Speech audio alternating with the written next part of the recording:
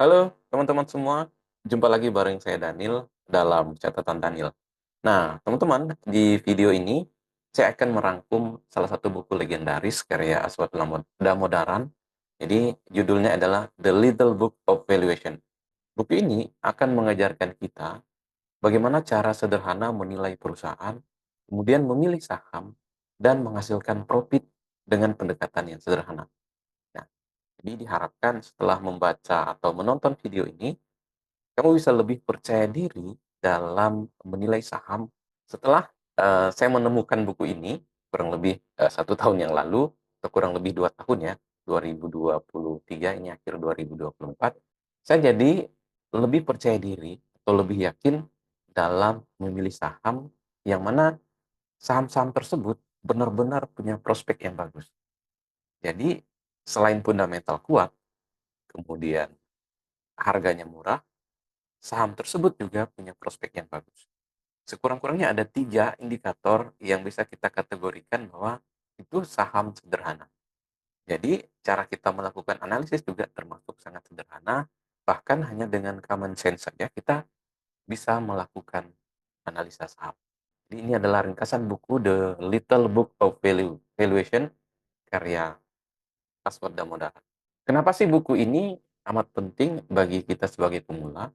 Buku ini sebenarnya berisi panduan praktis bagi kita sebagai investor untuk memahami cara menghitung nilai wajar suatu perusahaan, sehingga kita tidak terjebak membeli perusahaan yang sedang overvalue atau sedang merugi. Jadi, bagaimana kita melihat sebuah valuasi atau nilai wajar? Sebelum kita membuat stock pick, ya kita memahami nilai wajar dari sebuah saham yang kita pilih. Atau jangan sampai kita terjebak dan membeli perusahaan yang merugi. Sebagai informasi teman-teman, ada 6 pembelajaran penting yang terdapat dalam buku ini. Nah, yang pertama, valuasi yang dianggap sebagai sesuatu yang penting. Nah, bagaimana kita memahami berapa harga wajar suatu saham? Kemudian yang kedua, pendekatan yang digunakan adalah pendekatan fundamental, yakni melihat dari valuasi relatif dan valuasi intrinsik, yakni discounted cash flow. Nanti yang ketiga kita akan mendalami bagaimana langkah dan praktek dalam menghitung discounted cash flow atau estimasi. Nah, kemudian yang berikutnya, yang keempat, kita akan belajar mendalami tentang valuasi relatif, yakni dengan PE ratio, kemudian price book value, dan juga enterprise per EBITDA. Nah, sedangkan yang kelima, ini adalah menjadi faktor penentu dalam valuasi. Jadi, ada 3 faktor penentu, yakni growth, kemudian ada risiko dari saham tersebut, dan juga dividen. Yang terakhir, bagaimana kita menyusun portofolio, di mana aset alokasi investasi kita pada sektor yang berbeda dengan porsi yang sama. Jadi, kita mulai dengan yang pertama, teman-teman. Mengapa valuasi itu penting? Ketika kita menanyakan hal ini dalam benak kita, teman-teman, nah, buku ini menjawab bahwa kita perlu memahami harga wajar suatu emiten atau suatu saham. Valuasi sebenarnya membantu kita memahami berapa harga wajar dari suatu saham. Saham saya katakan bahwa ini adalah perusahaan. Nah, dengan menghitung valuasi, artinya bagaimana cara menghitungnya, kita bisa menghindari saham yang sudah terlalu mahal atau overvalue. Jadi setiap lembar saham itu sebenarnya memiliki nilai. Memiliki nilai. Nilainya itu bisa dari mana? Ya dari laba. Laba yang dihasilkan dari setiap lembar saham. Berikutnya teman-teman, nah ini kalau berdasarkan pengalaman pribadi bahwa saya juga dulu tidak kalah seringnya teman-teman membeli saham yang harganya terus turun.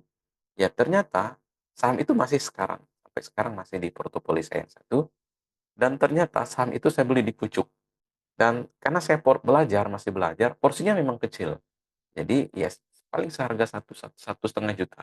Karena itu saya mengikuti analisis dari para influencer. Saya beli saham, harganya terus turun karena memang tidak tahu apakah harga ini memang sudah over value atau masih under value. Berikutnya yang kedua, pendekatan valuasi utama. Jadi ada 2 pendekatan, teman-teman. Yang pertama adalah pendekatan intrinsik dengan discounted cash flow. Jadi kita menghitung nilai berdasarkan arus kas yang terjadi di masa depan. Nah, maksudnya gimana teman-teman? Jadi analoginya gini, bayangkan kita sebagai investor atau sebagai pebisnis membeli mesin es krim. Nah, mesin es krim ini tergantung berapa banyak es krim yang bisa dijual di masa depan. Artinya gini, ketika kita membeli mesin es krim yang bisa kita jual, bisa menghasilkan 5 hingga 10 tahun ke depan, maka itulah sebenarnya nilai intrinsik. Dan nanti akan kita praktekkan bagaimana cara melakukan praktek perhitungan. Kemudian yang ketiga, ada pendekatan relatif atau relative valuation. Sebenarnya ini kita membandingkan perusahaan sejenis. Jadi comparison teman-teman. Jadi ada rasio price earning ratio, kemudian ada price book value. Dan ini analoginya teman-teman, jika toko sebelah menjual mesin es krim seharga 10 juta, maka kita bisa menilai apakah harga yang ditawarkan yang untuk saham ini tadi masuk akal. Nah, jadi analoginya jika sebuah toko menjual mesin es krim seharga 10 juta, kita bisa menilai apakah mesin es krim ini tadi yang ditawarkan ke kita sama nilainya 10 juta atau lebih murah atau justru lebih mahal. Nah, itu relatif valuation. Nah, artinya kita membandingkan antara satu dengan yang lainnya. Jadi cek toko sebelah gitu teman-teman ya. Nah, ini cara kita menggunakan discounted cash flow. Ini segmen ketiga teman-teman. Nah, step-stepnya yang pertama kita lakukan estimasi arus kas bebas di masa depan. Jadi arus kas bebas itu bisa saja dari laba yang dihasilkan atau dari EPS yang dihasilkan oleh perusahaan. Kemudian yang kedua, tentukan tingkat diskonto. Nah, untuk harga yang stabil atau untuk pertumbuhan yang stabil misalnya di 4 tahun pertama yaitu 20%, kemudian 4 tahun berikutnya itu ada 10% atau setengah dari growth 4 tahun pertama, 5 tahun pertama. Setelahnya itu 10 tahun sampai tanpa batas itu maksimal 4%. Kemudian yang ketiga atau terakhir, hitung nilai sekarang atau present value. Nah, jadi 3 step ini mengajarkan kita bahwa ini estimasi arus kas bebas. Jadi cara perhitungannya seperti ini teman-teman. Katakan untuk growth-nya itu 5 tahun pertama itu adalah 9%.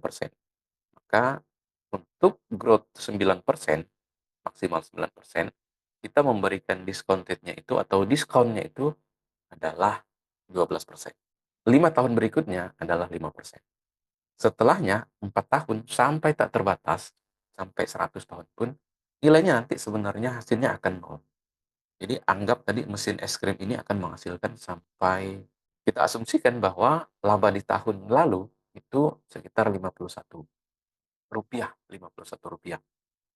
Nah, jika kita hitung sebenarnya menggunakan discounted cash flow, maka hasil dari valuasinya ini adalah 838.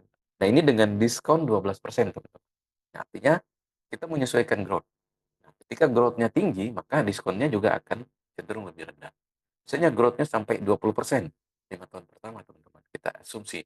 Tapi ini yang lebih kepada asumsi, teman-teman ya. Jadi masing-masing orang berasumsi berbeda-beda. Nah, bagaimana cara kita mengambil asumsi? Asumsinya bisa saja berdasarkan tingkat investasi yang kita harapkan. Misalnya kita mengharapkan return investasi kita 5% inflasi, 4% misalnya 5% pertumbuhan. Artinya 10. Nah, minimal 10% dari growth-nya ini kita harapkan. Plus dengan 4% misalnya 5% sekarang uh, free free risk free atau bunga deposito. Nah, artinya kita ambil 12% pertumbuhan. Tapi itu asumsinya tergantung kita, teman-teman. Nah, jadi yang bisa kita lihat di sini adalah kita mengestimasi arus kas di masa depan, berapa sih sebenarnya perusahaan tersebut akan untung, memperoleh keuntungan. Berikutnya, analisis rasio relatif atau comparable.